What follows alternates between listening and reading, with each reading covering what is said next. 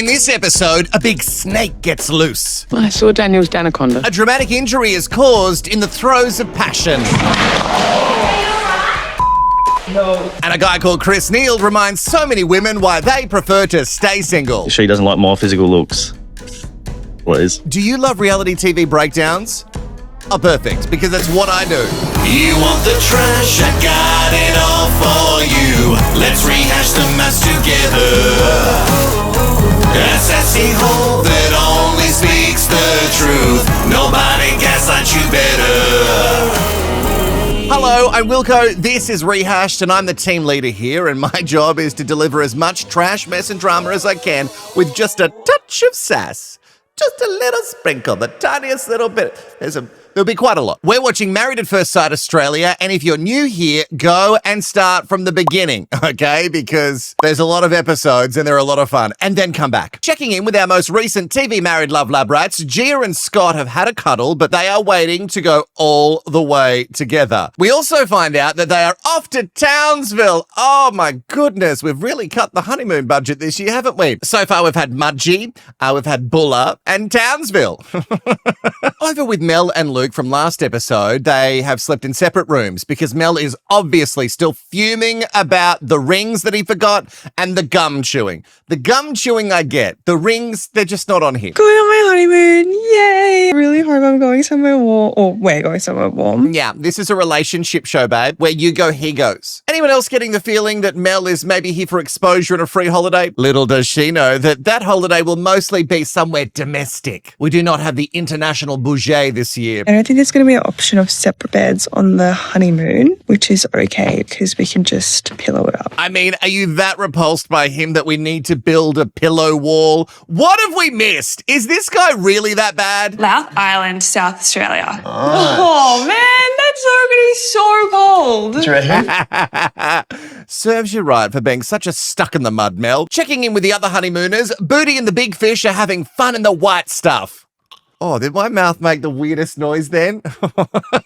Right after I said white stuff? Take that how you will. Also, over with Float Your Boat Steve Jr. and Rachel. Someone needs his mummy. I've got a tummy ache. Yeah, definitely not soundproof, babe. I am really concerned. So I guess he's going to have the runs, and unless you brought those noise-cancelling headphones, Rachel, you're going to hear every drip and plop. Sorry, is that too graphic? Nah, leave it in. Hey, you know what? He has to listen to your laugh. I guess it's only fair. We all go through things, Rachel. It is actually pretty insane that there is no bathroom door. Side note, when I look at houses on real estate apps, do you do that? do you look at places that you also can't afford? Like, I can't afford any of the places. This is basically my Pornhub these days. I see a fully open ensuite in the primary bedroom and I am disgusted.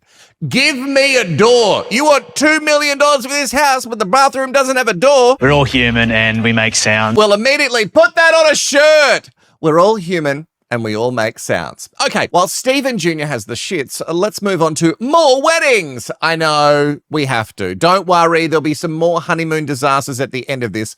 Just let me edge you already. Hey, Beck is here, guys, and she's on MAFS because... Because I'm 35, I'm single, and I live in Adelaide, and I need all the help I can get. Okay, let's not blame Adelaide for you being single. Some of the most attractive people I've ever met are from Adelaide. Her family cannot believe that she is going on MAFS, but there is an upside. Happy with it. Sure, it costs nothing, just your daughter's self-respect. But we do have to give some things up for social fame. I mean love, you know? She has previously ended an engagement because she knew it was going to end in divorce, which is kind of like MAFS. Beck, I guess, still sees herself as a bit of the chubby one, even though she has lost 20 plus kilos. Laughter's really important to me in a relationship. Well, if laughter's that important, if things don't work out with Stephen, then I guess Rachel could be a good match. Hey, Beck, you like the ladies? Beck is matched with Danny, who is a real estate agent from London, but he's been in Australia for 12 years. He says he wouldn't call himself a geezer, which is weird because his Instagram handle says just that. Also, his mum doesn't really get the premise of the show. She's not pregnant. Well, wouldn't that be a little twist in the show? They take the sperm and then the egg and they make a baby before they've even met. And then they get married when she's pregnant. God, that's a good idea. Copyright. This is my idea, Channel 9. Don't you dare. Next year, the experts do a challenge where they where they have to go and like retrieve some eggs and fertilize them. Hey, don't give them ideas. What shall I call this despicable new reality show? I don't know, like bun in the oven before meeting. That's not good enough. Seated before seeing each other. I mean, seated before seeing each other is actually fantastic. Comment below your suggestion for the new name of my new TV show. Anyway, the science has happened and it is undeniable. Whenever you go to war, you must have your boys with you. Okay, well, it's not war just yet. You got to wait for at least the first dinner party or the ranking challenge. Wait, stop, pause. One of these guys is actually really familiar from the internet. Is it that stripper guy, Will? As a Magic Mike impersonator. Oh, I forgot he's a Magic Mike impersonator. Well, of course he is. Look at him. My friend Courts, she got me a calendar from this guy, not Channing Tatum, from this guy one year, because I was complaining so much about seeing him in my algorithm. That's a good friend right there. Hey, speaking of, if you like my content, you might like this podcast that I do with that friend of mine, Courts. We have a show, you get 5 episodes per week. It's all about pop culture and stuff we really find funny. Are you just seeing ads? No, they're not ads. It can't be ads. Not expecting me? Expecting Paul? Your grinder date? They're not ads, though, because they don't come up with anything like click here or anything. But have you read the captions? Yeah. Have you? Yeah. I read the captions. There's nothing. It just says, this one's particular says Lexi Locke. Let's give her a shout out. Yeah, let's click on that bad boy. Is she CEO of Cheetah Buster? No, she's not. She's, oh no. Oh, fuck no. Oh, I love it. Oh, he found something out so embarrassing about himself. I love it. What is that? It says, catching cheaters so you don't waste mascara with cheetahbuster.com. It's an ad. It's called Wilko and Courts. It's pretty simple to find. Link is below, so go and subscribe and have a laugh because, you know, the world is so fucking heavy right now. We need to laugh. Now, Danny has already prepared his little line for when he gives his crown jewels to his new bride, Beck, for the first time. Oh, I bet he will give his crown jewels to her. Oh, no, it's a little pin. Okay, that's different to what I thought it was going to be. Up until now, I've been a prince because you can't be a king without a queen. Oh, this guy has quotes and sayings coming out of his pommy ass. But is there any substance or is it all just a bit of crack? Speaking of crack. It's just a little rip in the wedding dress. Nobody's gonna notice. They're looking at the train crash, not the debris. Before the ceremony has even begun, Aldi Magic Mike has his eyes on the bridesmaids, calling them weapons. He was at Channing Tatum. Yeah. He's stripper. Oh, they've already clocked him. As always, we just have to pretend that we've never seen him on TikTok, okay? The bridesmaids also give their seal of first impression approval for Danny. And on first turnaround, I can't tell if Danny's keen or if he's like nervous. Like, what are you feeling here? She's just beautiful all over, really. She's got nice hair, nice skin. Ah, good. She has nice skin. Is it just weird? I find it so weird when people compliment skin. I don't know. I guess you can compliment everything else, like eyes and hair and stuff. But when people say you have nice skin, my brain goes, I've watched too many dark thrillers. My brain goes straight to, why? You want to make a handbag out of it? He could just be nervous, but Beck seems to really like him. But someone else has caught her eye. Has anyone ever told you you look like, what's his name? Channing Tatum? Oh, yeah, a couple of people. Just a couple of hundreds of thousands of people. Yeah, just a couple on the internet. Everyone. That's like how he pays his bills now. Have you seen that stripper that's making heaps of money? Was that you? Oh, my goodness, she really got onto it fast. We can all tell that Beck's algorithm and mine are very much on the same page. You slept with my friend the other night. Oh, my goodness. Oh, my goodness. Look, no matter how good the producers are, they really couldn't have done this good at their job. You know what I mean? Like, this is amazing. Apparently, he didn't even call her friend either. That's super awkward. God, I wish she was at the wedding. Oh, that would have been great little side quest for us. Good news is, Danny is just a geezer. He is not a stripper. The vows start with poetry from Beck. And Danny loves it. There is something about Beck, though, that isn't gelling with me. I don't know. Maybe you can put it in the comments. I can't tell exactly what it is, but there's just something off. If you're a long-term viewer of this channel, you would know that I do sometimes have psychic feelings. And sometimes I just kind of, I just kind of know when something's off. I'm also wrong 90% of the time. Danny is so fidgety, he cannot stay still during his vows, but it does seem a little bit more genuine than the one-liners he's been serving up until now. Oh, but then this. If I ever get locked up in prison, I'd like you to bail me out. Made mention in his vows of if he gets arrested and whatnot, and I just, to be matched with someone that's serious, not someone that's out getting hammered to the point of getting arrested. And then Beck really has jumped to conclusions. It was just a little joke. She's putting everything in one pile. He made a joke about getting arrested, so he's not so serious. He's got a stripper as a friend, which means he's probably a stripper. Gross. Well, one of my friends was a parking inspector for a time. And did we stop talking to him? Yes. But that's not the point. No, we didn't. Look, we all talked about it in the group chat, but he stopped being a parking inspector and then we all moved on, okay? And you're mentioning getting arrested in your vows. That man, he's out watching his best mate strip every weekend to shag the women that go there. Did you say fuck that man? I mean, ease up, Beck. Just because you wrote a poem, he seemed genuine in his little vows. And a little joke is allowed in some vows. Lighten the mood. Can't be all so serious and about love. She goes on and on about wanting to come on this show to find love. Shut up, Beck. You really think that this is the place that you were going to find true love? Look at the odds. Just want something serious. You can. Not really. It's not going to work. It's not my husband. No way. You don't fucking know him. Like, I'm not here to pick sides. But a couple of women have these insane expectations on first meet of someone. Calm the fluff down and find out who he is. So come to the photo shoot. Beck is still off him. She thinks he's not here for the right reasons. She keeps claiming that that she has given up everything for this.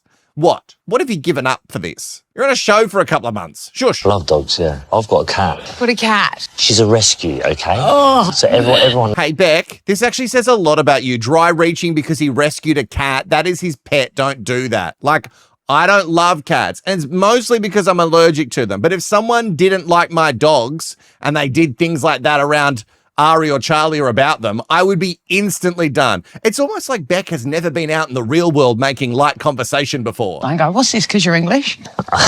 It's a crown. Yeah, I know. Because you're English? You just met this guy. Why are you mocking everything about him? I know this is edit heavy, but wow, I wouldn't say any of these things. Also, she proclaims that he's just not for her. Like, you bang on about how you've given up so much for love, and in the 2 hours you've assessed him, you've just come to the conclusion that he is beneath you, and that's it. I'm worried about you, though, because I'm here for real reasons, and I think you might be. I promise you on my whole life I am, yeah. I'm just a bit nervous about you saying if I get arrested. Oh, God, he keeps telling her that it was a joke. And you know what? Danny is just taking it all in his stride, saying that it's probably just her having a guard up, a protection thing, but still, act like a human, Beck. Not a complete see you next Tuesday. But, like, why are you here then? I mean, did you listen to the vows at all?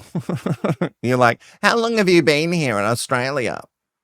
He said it in his vows. You heard one little bit, and that plus the friend who's a stripper, and that's all you've latched onto. At the end of this, Beck goes, oh, well, he handled my line of questioning well. And we can all see why Beck is single. And you know what? He might end up being a dickbag, but just give him a second to prove that he's a dickbag before you declare it. I have no idea why she's so hung up on the arrested thing. I'm an asshole. Well, you know what? That's the first step, admitting it to yourself. Denny goes and chats to Beck's dad and really tries to win him over, which could play as like genuine, or it could just be a play to get him on side, but for now we'll take it as a sweet gesture. They end the night with Beck admitting that she had her guard up and she judged too fast, but there's still something she dislikes. I hate that brooch, man. Why do you think I got this? I don't know, because you love the Queen? Beck, you know what? You were coming back around for me and then boom, you've lost me again. He tries to explain his corny like, I can't be a king without my queen, blah, blah, blah bullshit. And she's absolutely not into it. And I get it, it's cheesy, but like pretend a little bit that you give a fluff. Then he gives it to her. She hates it. And he just laughs it off. Maybe this is a good match. Maybe he likes to be treated like this. Oh, it's upstairs. Get rid of it. Ooh, she's a gift for us this year, isn't she? The next day, we find out that there were some kisses and some cuddles, but nothing further.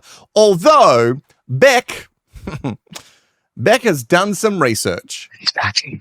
What is he packing? A gun? Quick, arrest him! I had a little feel, but I didn't see what I'm working with. Ah, so now she's on board. She's had a little feely around.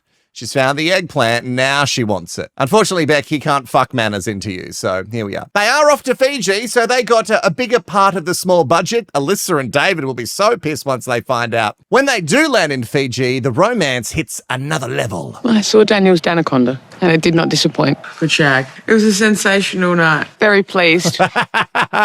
Danaconda! Only Australians are going to get that joke, right? Or is that everywhere? Oh, and the way that she's sharing testimony about said Danaconda, it seems like he also knows how to use it. When she is talking about the Danaconda, we notice that Dan and his Danaconda are looking out the window. I'm assuming trying to escape. Sexual chemistry, it's either there or it's not. It's sort of just, it's not there. Oh, no. Oh, no. He's had some post-nut clarity. Oh, it's so common in the human man. They finish, and then they know that they are finished. Now, I will say that first bang with someone, sometimes it's not always the greatest. A lot of times it's not always the greatest. So sometimes you both need to relax and just try it a few more times before you'll find your groove. So Danny, just wait a bit more and see if there's just a little bit more bed chem there. It also wouldn't help that Beck is so much into his cock. You know what I mean? I don't know if he's there for the COCK worship. He wants to be loved for more than just his Danaconda. Sorry, Danaconda! It doesn't take long for Beck to realize, because we always notice these things when people pull away after sex. I'm not really feeling it from you. I just feel a little bit disheartened. You need to have some level of sexual attraction to one another from the first instance, and I don't know if we have that. I don't know. You seem pretty into it all until you notice that he was pulling away. Danny says that there is a sexual attraction, but maybe just not the bed chemistry. And we're getting really confusing now, aren't we? And maybe they won't be able to make the jump from mates to lovers. Seems early to make that call, but possibly they're both here for the holiday and they've realized that. What happens if we don't get there? But it's early days, isn't it? Yeah, just chill for a second. You're still in Fiji. Beck walks back to the room in tears, but nothing is over yet. You're putting so much expectation on this. She thinks that the spark isn't there, and I just don't buy it. I think it's because he pulled away a little and you've shut down thinking that it's all about your looks. I feel unattractive and I don't want to feel that way because I've worked so hard. It makes me feel ugly. And now we see why Beck was cast. She has a lot of baggage about her looks from previously being a bigger person who was unhappy about being bigger. And so now Beck has thrown this in the bin because she needs to protect herself. If she throws it in the bin, that's fine. But if he was like, no, I'm just not into you now, then that would shatter her. All right, that is another wedding and honeymoon down. We must move on. We've had some build up to this groom. It's Chris, the AFL player, who is a skeptic on this show. And why wouldn't he be? Experts in relationships. If that's a qualification. You know what? I can't disagree with him there. I'd love to be able to disagree with him on everything, but you can't, because even if these experts are qualified, they are just like producer mouthpieces. So it's all smoke and mirrors. My question for Chris is, why come on the show? Just be honest and say, I am also here for the follows and the likes. What turns you off? Fake tan, needy, and fat people. I've made a lot of enemies. I know. It's amazing that he's single. Well, obviously not. Well, he might be single now. Who knows? We don't. At this current stage of the show, he is single. It's incredible, ladies. You could have had him. Probably still can. I'm all about speaking your mind, but you just seem mean and rude. And what's the bet that this needy that he's talking about is just a woman who's asking him anything or talking to him or trying to get him to open up? Oh, they're so needy, those pesky women. He says that he has a lot of enemies, but he has a close friendship group. Chris has also apparently been through all the apps. Now, the specific wording here is important. He's been through them all. That's how he said it. I think you know what he meant by that. He went to an all-boys school, and he doesn't have any women in his circle that he's not related to. And here's the issue. Men who can only be around like-minded men and don't push themselves to be open and learn other points of view. Can anyone spell incel? The experts, in all of their great wisdom, say that Chris is just wearing a mask. And they also say that he signed up. But I don't know if he did. I think he was tracked down by a producer. I doubt he filled in any of the forms online. And even though Chris says he isn't looking for a supermodel, just no one overweight. I wonder if his MAFS TV bride, when she gets to the end of the aisle, is going to go, BMI, quick, go. 4. It seems like the science has matched him with a model, and thank goodness. Thank goodness she looks like she has a low BMI. This is Brooke, and the only thing thick about her is her skin. But it's more of a saying. No, Chris, she doesn't have actual thick skin. Calm down. But you know what? She will need said thick skin to deal with someone like Chris. Like the last time I got cheated on, I didn't even cry. It sounds like all the guys that she has previously been with have done the dirty on her many, many times. Brooke is looking for someone to be just a little bit taller than her, just a tad. Okay? She's 5'9". How tall are you? 6 foot. Are you? Yes, I am. And I've measured this at least 4 times on a job site. Look, I wasn't convinced by that answer. Is he pushing 6 foot like the way that Stephen Jr. was pushing 5'9"? I guess you can say pushing and just insert any number you like. Like in reality, I am 6'2". I'm 189 centimeters, but I'm just going to say that I'm pushing 7 foot now. Guys, I'm pushing 7 foot. The experts literally describe Chris as abrasive. And I mean, that's not a great quality in anyone, is it? These two could be really good for each other. Could. I don't know how much should be in there. Like in a level of science that's been tested over 12 previous seasons. Yeah, could. They could be good together. Shut up. They're not even trying to pretend anymore, which I kind of love. Anywho, the science has happened and we cannot deny it now. On the wedding day, Chris measures himself. His height, that is, not his girth or length. That, I will assume, is just standard white boy dick. I've seen a lot myself. Hey, I've got one. I'd like her to have brunette hair, be, physically fit, look after herself, knowing how life works. I don't think that'll be the case. If I turn around and see a short, overweight, blonde girl with fake tan, I'm gone. Oh, I live for this. Okay, so he doesn't want short, but I'm guessing not too tall. Short, fat, fake tan is like the opposite to last year's short, petite, and blonde. Because Tim was looking for that, and he's like, no, I don't want that. But they both want petite. Little does Chris know that looks-wise, Brooks is insanely stunning. But I'm sure he'll find something wrong with her. These types always do. When asked the question, what happens if she doesn't like you? As in like my physical, she doesn't like my physical looks. Please. Please. I mean, please. It doesn't seem like he's even playing it up for cameras. I think this is just who he is. Gross. I love it because I can never imagine being this cocky, and he looks fine. But he's acting as if he's like God's gift to women, which is so delusional. Incel. Oh.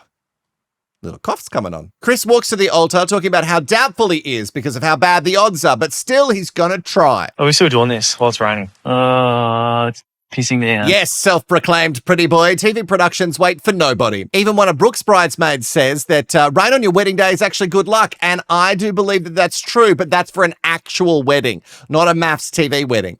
There is nothing here that's going to bring luck. You know what I mean? Luck doesn't play a part in the science. Speaking of the bridesmaids, one of them really catches Chris's eye at first because he thinks that that's the one that he got, gifted to with the science. Hi. Hey, mate, that one's not for you. Although he did look pretty happy for a second when he saw her, right? Oh, see, not my toilet. Okay, I'll take that back. Someone, bring our little D-bag king another one at once. One of those, females. Bring them. That one, no good. Before walking the MAFS plank, Brooke sculls her champers and says she's ready, and I disagree. You need a few more drinks to meet this one. It's gonna hurt. He turns and she opens her humongous mouth and I think it's a yes. Like, yes. Or are we pretending? All the groomsmen are happy with what the experts have delivered, but surely they're not as picky as the little king, right? When you saw Brooke, I thought, not too bad. Yeah, not too bad. Well, that's good because she clearly is. Actually, wait, pause. On this wide shot, let's check it out. Now, even with the chunky heel, it does look like maybe he's slightly taller than her. Guys, of course he is, guys. He's 6 foot. Guys, go back to back. Let's just see this. Bums to bums. Yeah. Where's the inches? Oh, okay. So maybe not tall enough. But she is kind of gesturing down there. So, Chris, did you get your unimpressive cock out already? That's Oh, well, his mate isn't having it, is he? I'm not sure what Brooke's deal is either yet. She seems combative from the start, and I kind of expected that more from him. But you know what, Brooke, guys? She doesn't care. She doesn't care about his height. I'm not sold on that. But seeing someone so beautiful and perfect in front of him, is this shaking his confidence? I'm not doubting myself at all. Yeah, 100%. I'm Chris Neald. I don't doubt myself. Well, okay, Chris Neald, we take it all back. You've really convinced us with you talking in the third person. Brooke is getting the sense that Chris is a stubborn guy. Baby girl, you don't know the half of it. His vows talk about his chiseled exterior, and how it's so hard for him to find women when all he does is hang around men. INCEL? Yeah. I've been pretty skeptical about this whole experiment. Statistically, the numbers don't look great. And at times, I feel the experts got their degree from a cereal box. Well, Brooke, you can pull all the faces that you want. Like, it's not the time to bring it up. But he's not wrong. The experts have zero to do with matching or anything. They are on-screen actors for the producers. Still, Chris, show some vulnerability or something that, like, resembles, I don't know, charm? Charm, maybe? Like human charm. Go for that. With that, let's try and be the 0.00001% that works from this experiment. For the trash mess and drama, I love it. But Brooke notices that his vows are mostly just negative. She says that if he doesn't show effort, then she's going to be out the door. Chris's parents seem to really like her. They also seem nice, which makes me think, like, how did Chris turn out to be so, stubborn?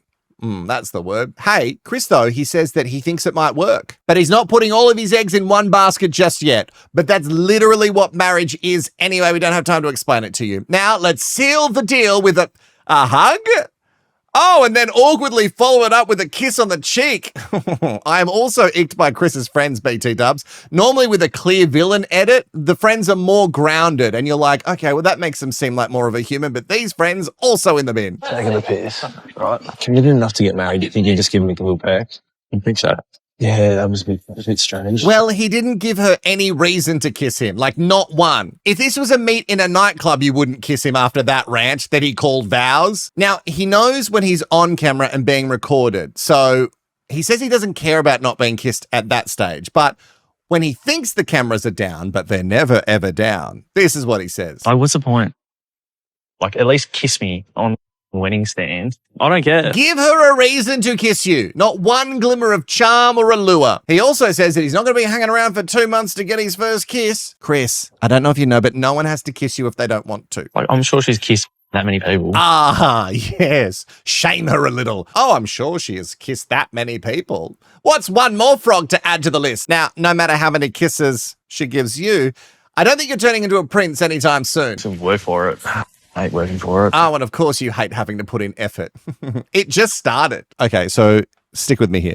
I think the best match would have been Alyssa with Chris. Could you imagine the clashing? Oh, say it with me. Partner swap. Partner swap. Apparently no spark exists for Brooke just yet. She does think that Chris is a bit of a diva. He's complaining about the rain, the cold. Like, look at what she's wearing. Shut up.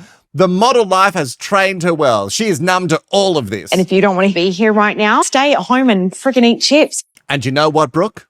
I will do just that.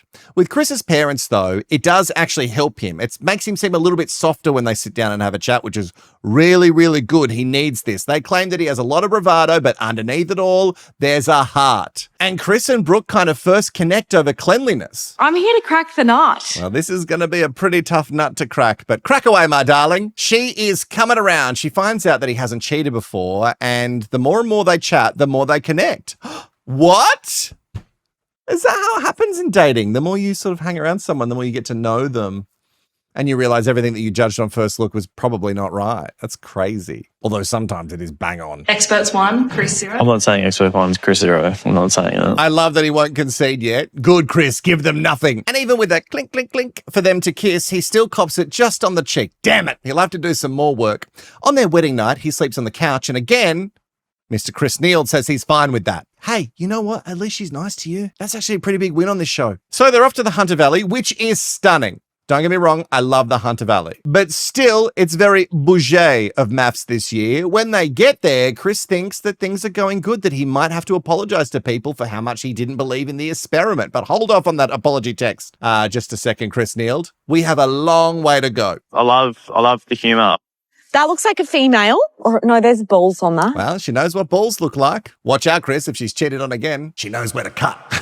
Okay, all right, 2 weddings down, but we're not over yet. Don't you go anywhere. Tell me in the comments if you're still with me. Let's check in on last episode's gum chewer and his wife, Melusion. I say that because what a Melusional world she was living in at their wedding. It was insane to me. She wanted a movie romance, which isn't real life, and I get that chewing gum is so bad. It's so bad. And he was late, but that wasn't a thing controlled by him, so give him a break. On their honeymoon, we're asking the question, has she unclenched? But I'm not feeling those romantic honeymoon vibes. That would be a hard no.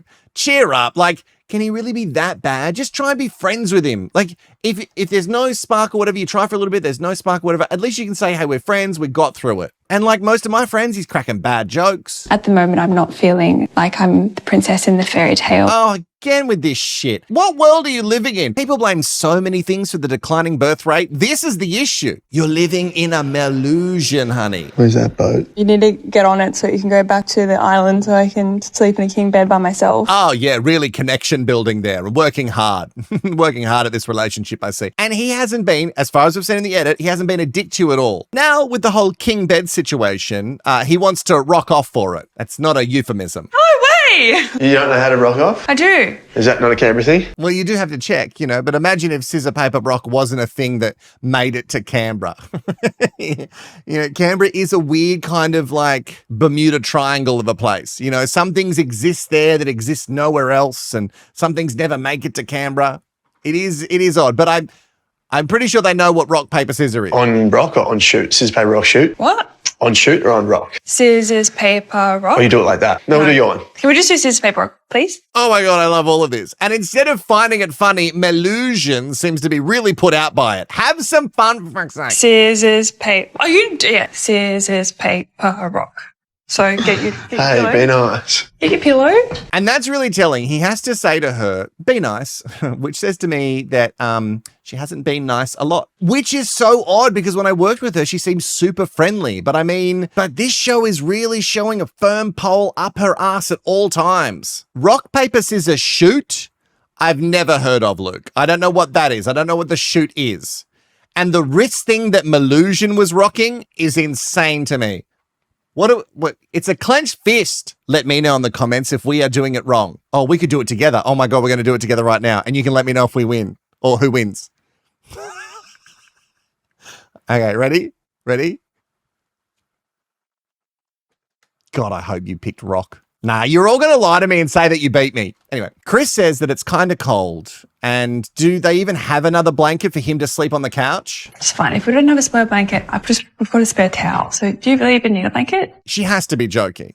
Are you trying to be a villain, Melusion? If so, shoot me a text so then I can just continue treating you like a villain because the person that I'm seeing here is not the person I previously worked with. It's so confusing to me. I am perplexed as to why you're so pressed right now. Have some fun. You know what fun is, right? It definitely feels like a little bit uncomfortable between Mel and I. In a joking, funny way, she calls him a Neanderthal and then refers to herself as a princess because she could never be a Neanderthal because she's a princess. And I have to move away from this whole situation because I'm already fuming and it's only episode 3. I had to check. Feels like we've been doing it for months already. Let's pop into Townsville, which, if you don't know, is far north Queensland. It's not the tippy top of Australia, but it is way up there. Gia and Scott are hitting it off with a couple gym sesh, some sexy ass slaps for his woman. Gia says, you know what? There's nothing to complain about. Push your ass out more. And during this gym session, Scott is getting more and more blue balls. Because she is making him wait. When we last saw Rachel and Stephen, he had a funny tummy and no door on the bathroom, but it seems that neither of them have the shits on this honeymoon. There's so much laughter. Give me a kiss. Look at him, so forceful. Wow, give me a kiss. Okay, boat daddy, this is going far better than expected. Now, it's probably not going that well. Or maybe it is. And maybe there's just nothing to see here. Or maybe they're hiding a lot and they're going to show us the bad stuff later. With Booty and the Big Fish, the chemistry is off the charts. No. Oh, that's bad. Oh, no. Not a sex injury this early, guys. People need to know about the dangers of fucking in a sauna. And the gays know all too well. And it is embarrassing when you have your first fall.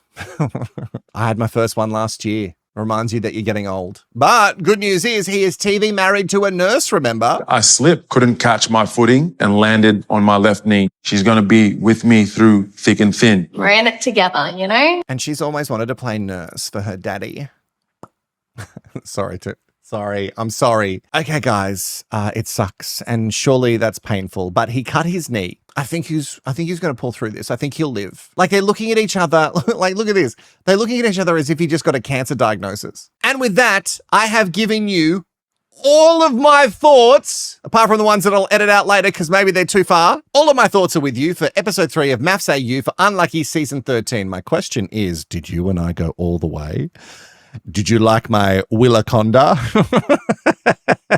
Let me know if you're a part of a very exclusive club that watches all of my rehashes all the time right to the end. I want a snake emoji or a Danaconda. What will be your next rehash? What are you going to binge on this channel next? Don't go anywhere. Click on something else. Do it. Willaconda demands it. I'll stop now. I'm so sorry.